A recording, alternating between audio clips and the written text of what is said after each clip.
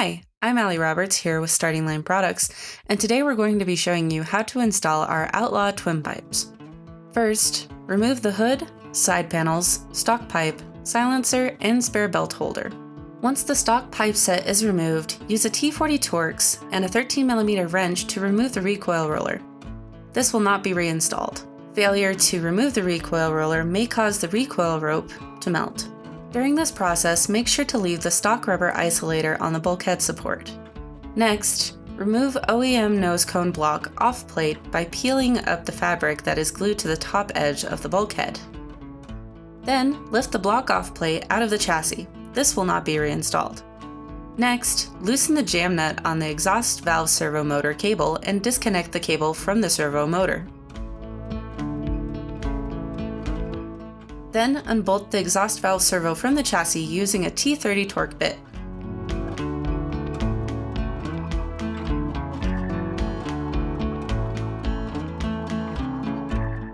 To remove the wiring plug from the servo motor, squeeze the white safety clip towards the wiring harness and lift the connector off to disconnect. Clip the two zip ties holding the exhaust valve servo motor wires coming from the fuse box. Remove the fuse box from the fuse box bracket by lifting up on the black safety tab and sliding the fuse box toward the center of the sled. Remove the fuse box mounting bracket from the bulkhead cross member by drilling out the rivets using a 3/16 drill bit.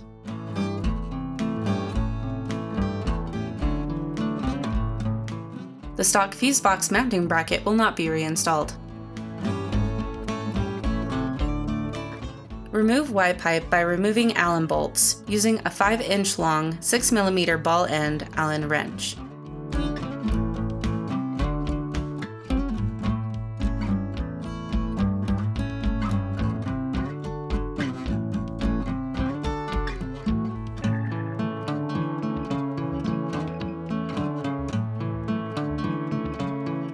Clean away any residue left by the stock exhaust gasket. Mark the nose pan as shown in illustration 5 using a silver marker. Then trim the marked area from the nose pan using a Dremel tool with a plastic cutting rotary bit. Deburr as necessary.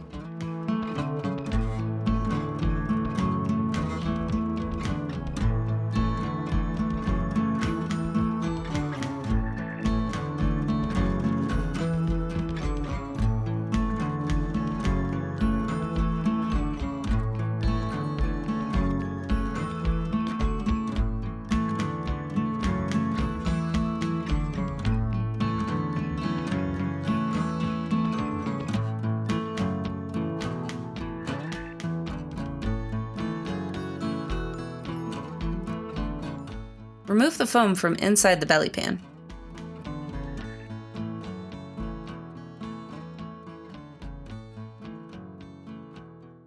Then remove the front bolt from the belly pan support bracket and swing the bracket toward the engine.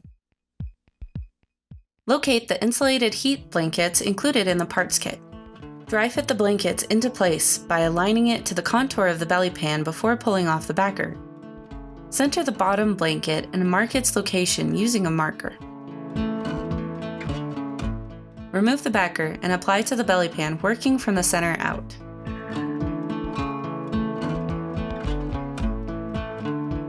Do the same with the upper blanket. The upper blanket will overlap the lower blanket slightly.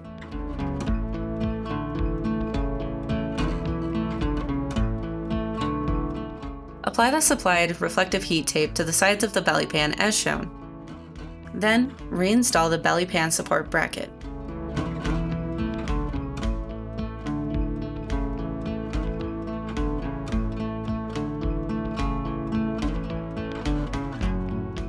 Apply a strip of insulated heat tape on the mag side of the upper bulkhead support. Then, cover the support with the reflective heat tape. Apply heat tape near the exhaust outlet of the belly pan as we show here. Install the provided spring clip in the 1 o'clock position using the provided 8 by 1.25 by 20mm bolt with a dab of blue thread locker on the threads. Using a T40 Torx, remove the front bolt on the mag side rear chassis support and swing down but do not remove.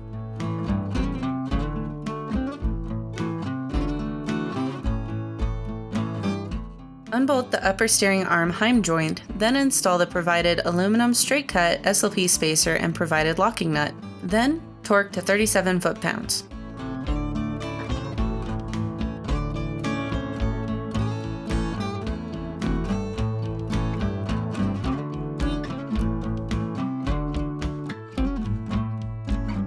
Remove the bolt on the back of the front bumper on the PTO side where the brown wires are attached. Install the provided SLP fuse box relocation bracket onto the rear inside of the front bumper, using the OEM bumper bolt and nut in the rear of the SLP fuse bracket.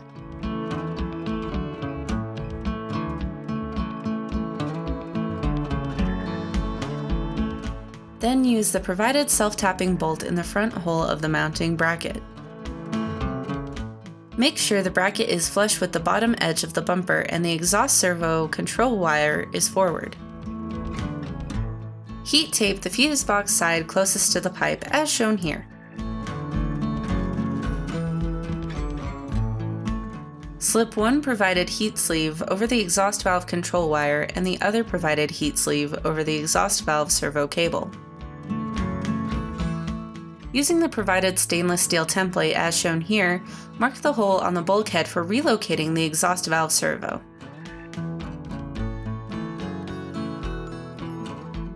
Drill the hole using a 1/4 inch drill bit.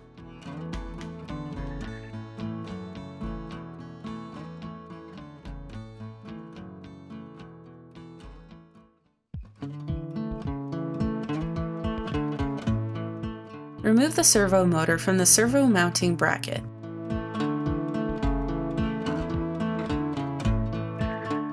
Install the provided beveled spacer with the beveled edge toward the bulkhead between the mounting bracket and the bulkhead, using the provided 6x1x20mm flanged bolt coming from the engine side. Snug the bolt finger tight into the bracket. Rotate the bracket toward the belly pan until the bottom of the bracket pushes against the belly pan and stops the rotation with only light pressure applied. Mark the bottom hole location using a centering punch. Rotate the bracket out of the way to check the marked position. It should be approximately 0.35 inches from the belly pan transition line shown here. Drill the marked hole using a 1/4 inch drill bit.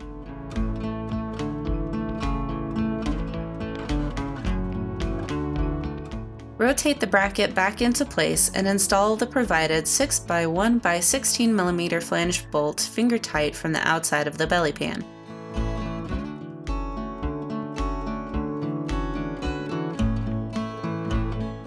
Mark the middle hole using a centering punch. Remove the servo motor bracket and drill the middle hole using a 1/4 inch drill bit. Attach the exhaust valve actuator cable to the servo motor. Then, reattach the servo motor to the servo motor bracket using the stock screws.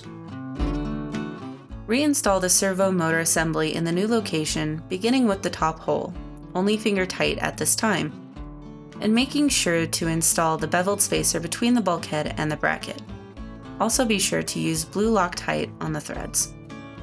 Route the servo motor wiring harness around the back side of the servo motor bracket between the two upper holes. Plug the connector into the socket and lock into place by pushing the white clip toward the servo motor. Slide the heat sleeve over the connector and zip tie it into place. Apply blue Loctite to the threads of the middle and lower servo bracket bolts and install. Tighten all servo motor mounting bolts at this time. Using the 3 holes that originally held the exhaust valve servo onto the bulkhead, install the provided SLP pipe support bracket. Use the 2 supplied 6x1x20mm bolts in the upper holes and 1 supplied 6x1x16mm bolt in the lower hole. They also use the supplied 6x1mm nylock nuts. At this point, if you've also purchased an SLP torque arm, this point in the instructions is where you should install that. See the specific installation instructions for the SLP torque arm to complete this process. Install the PTO flange side and gasket with the flange angling toward the mag side. Torque bolts to 22 foot-pounds. If you are having a difficult time telling the flanges apart, the PTO flange is the shorter flange that is angled. The V-shaped support that is welded to the flange points down. Install the provided graph oil seal onto the PTO flange. route the EGT sensor behind the fuse box. Set the PTO pipe into the chassis, but do not connect it to the flange. Install the EGT sensor into the pipe using anti-seize on the threads of the sensor and torque to 22 foot-pounds. Then install the PTO pipe. Make sure the pipe stud slides into the pipe support bracket as shown here. If you are having difficulty with this step, apply WD-40 or a similar lubricant to the pipe prior to inserting it into the support bracket. Spring the PTO pipe into place using the provided SLP silicone-filled springs. When springing the PTO pipe into place, come in through the PTO side below the clutch cover. Using an SLP heavy-duty long spring hook tool makes this process much easier. Install the mag side flange pointing forward.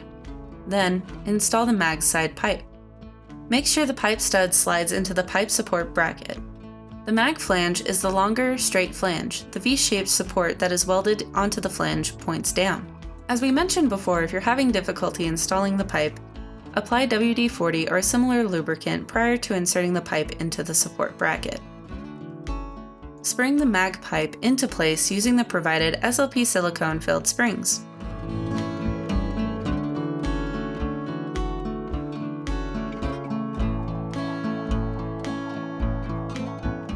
Reinstall the rear chassis support that we unbolted in step 11.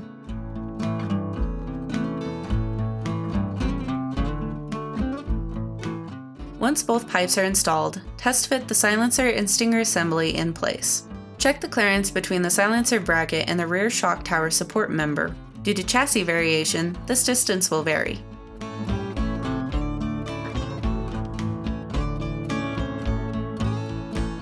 Most sleds will only need the supplied orange silicone vibration damper installed to take up this space, but some will need 1, 2, or 3 fender washers behind the orange damper for proper fitment. Rivet the orange damper with any necessary fender washers behind it onto the silencer bracket using the supplied large head rivet. Install the silencer and spring into place using the OEM gold-colored short spring to the lower spring clip, and OEM medium spring to hold the upper portion of the silencer in place. Install silencer EGT sensor using provided anti-seize on the threads of the sensor and torque to 22 foot-pounds. The OEM zip tie holding the sensor wire in place will have to be removed, and the sensor wire needs to be routed to the front side of the coolant bottle, as shown here. Zip tie the wire to the coolant bottle after the sensor has been torqued in place. Install the stinger assembly into the pipe and silencer. Make sure to use ultra black high temp silicone between all ball and socket joints.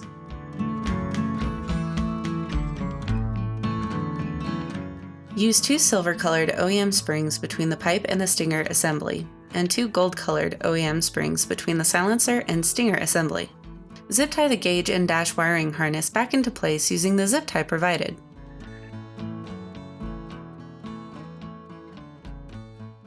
Check for clearance between the mag pipe and the mag side overstructure. There should be at least 1/4 inch of clearance. Check for clearance between the PTO pipe and the exhaust valve cable. There should be at least 1/4 inch of clearance. Turn the handlebars fully in each direction and check the clearance between the PTO pipe and the upper steering arm heim joint retaining nut. There should be at least 1/8 inch of clearance. Next, start the sled and check for any exhaust leaks. Remove the foam from the front center underside panel of the hood. Cover this area with the provided reflective heat tape. Using the SLP reflash box, connect to the diagnostic port in the wiring harness located on the PTO side above the clutch cover, and reflash the ECU to the SLP twin pipe map. You will also need to reclutch to SLP clutching recommendations, seen on page 8 of your instruction sheet. Finally, reinstall the hood and side panels onto your sled. Thank you for watching. If you have any other questions, feel free to call us at 208-529-0244 or emailing us at slp@slp.cc.